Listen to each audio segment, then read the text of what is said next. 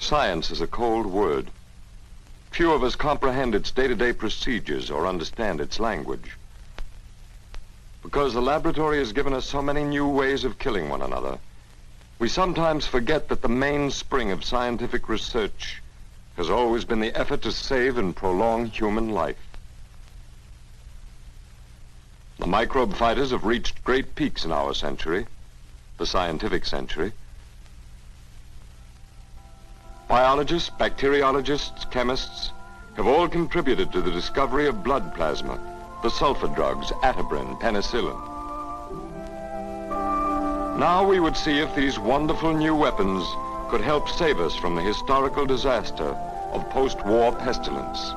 For wherever the Allied armies went, they brought techniques and equipment for the prevention of disease. Water made drinkable by the Army purification units was dispensed to everyone, not simply out of human kindness, but also because civilian epidemics would hamper military operations.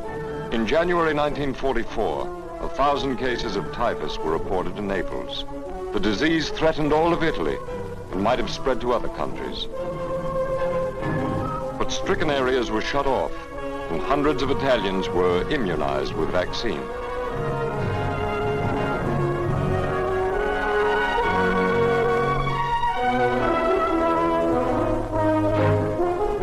For the first time, DDT, a powerful new insecticide, was used intensively to exterminate the typhus-carrying louse. In 1 month, civilian cases dropped to 200. By March, the disease had practically disappeared.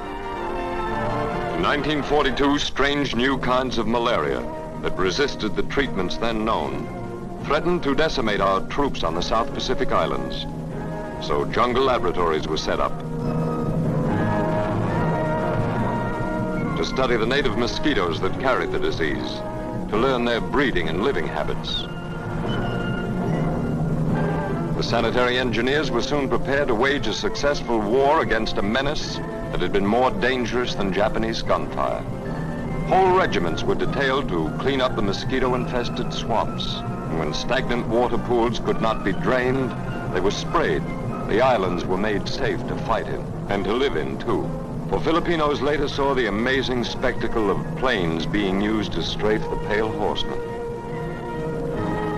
Not bullets, but DDT dropped from the skies as the pilots trained to kill used their skills to save human life.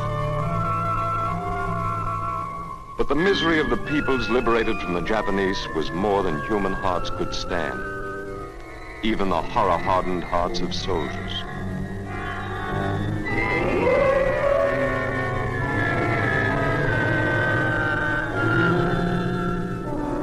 Wherever it landed, the Medical Corps established hospitals and clinics for the disease-ridden recipients of Greater Asia co-prosperity. Bombed-out nurses were brought back to their hospitals. After years of Japanese occupation, practically every child in the community was a sick child.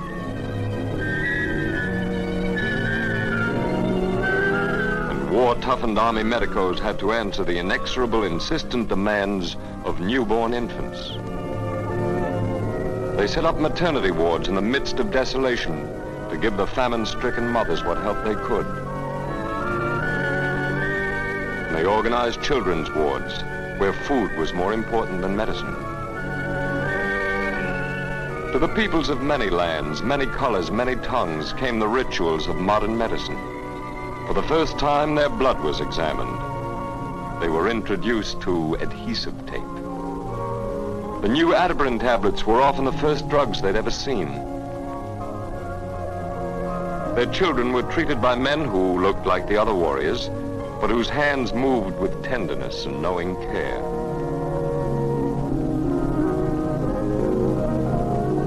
Right into the land of the enemy. This was the way of this strange conqueror, healing, preventing disease, controlling epidemics. For the pale horseman does not distinguish between friend and foe, nor can mere border signs delay his passage from one country to another. But now he meets a more formidable barrier, the armed cordons posted along the war-torn roads to prevent the innocent refugees from carrying epidemics in their baggage or in their very blood, to keep them from hurrying to their families with a gift of death. The Army had the first responsibility for the care of displaced persons in liberated areas. The care of millions of battered pawns from yesterday's fiendish game of geopolitics. Yesterday's labor slaves, yesterday's prisoners, yesterday's deportees and refugees. Today they are a suffering mass of sick, homeless, desolate human beings, without funds, without papers, separated by thousands of miles from their broken families. This is the human rubble of global war.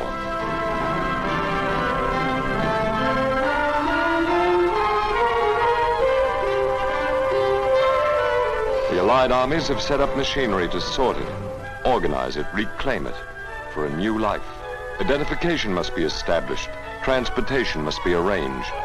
Relatives must be found and notified. Governmental red tape must be untangled. A vast, complex job made up of millions of individual personal problems, millions of individual stories of hardship and heartbreak, millions of prayers. Please get us home fast. The Army centers for displaced persons are outposts in the battle against disease. The first soap, the first bath, the first attack on parasites and germs, the first clean clothes. This disease goes with undernourishment. The doctor hasn't seen anything like it in a long medical career. There are hospital facilities for the more serious cases, like the concentration camp survivors who cannot digest food after years of starvation.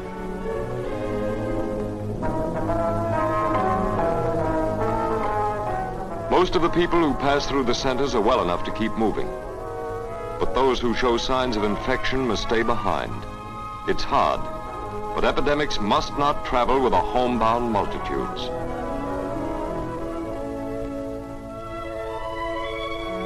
The hand of the Army is not the only one stretched out to relieve the stricken. The people of more fortunate lands are sending them their first warm clothes in 5 winters. What difference if the shirts are old and worn? For the fight against illness, they're in perfect style. They can keep out the cold winds that will whistle through the ruins of Europe. But kind-hearted individuals could not do the great job alone. It required the cooperation of all men, official, wholehearted cooperation.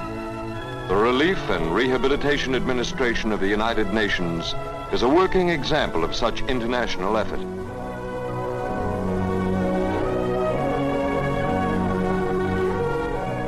This is not charity, for each member country pays its way. Some nations can spare supplies, others need them badly. By tapping the world's surplus resources and making them available wherever they're urgently needed, UNRWA is fighting pestilence with prevention. UNRWA medical supplies from the United States and England are making it possible for the doctors of France and Greece to go back to their vital work of saving lives. And in addition, specially trained medical teams are brought in from other countries to help stop the spread of epidemics. The care of one case today prevents 1,000 cases tomorrow.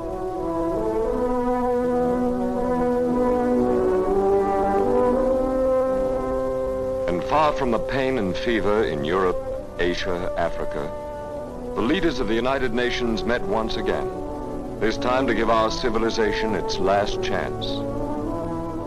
The doctors of many lands were there with them. The public health specialists who were planning the final victories over worldwide epidemics.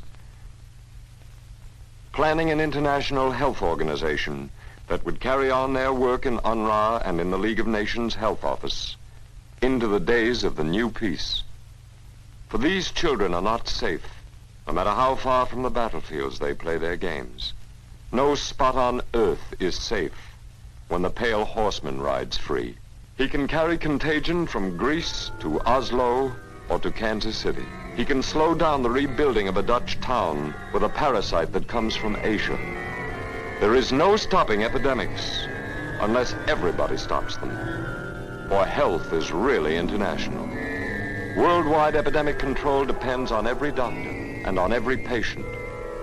on a few epidemiologists, and on millions of refugees, on each clothing contributor, and on each and every scientist. If we work together, there is hope that the young survivors of the war may live to restore their broken world. This time there may be no influenza epidemic, no diphtheria epidemic, no new scourge. But that is just a hope. The pale horseman is still riding high.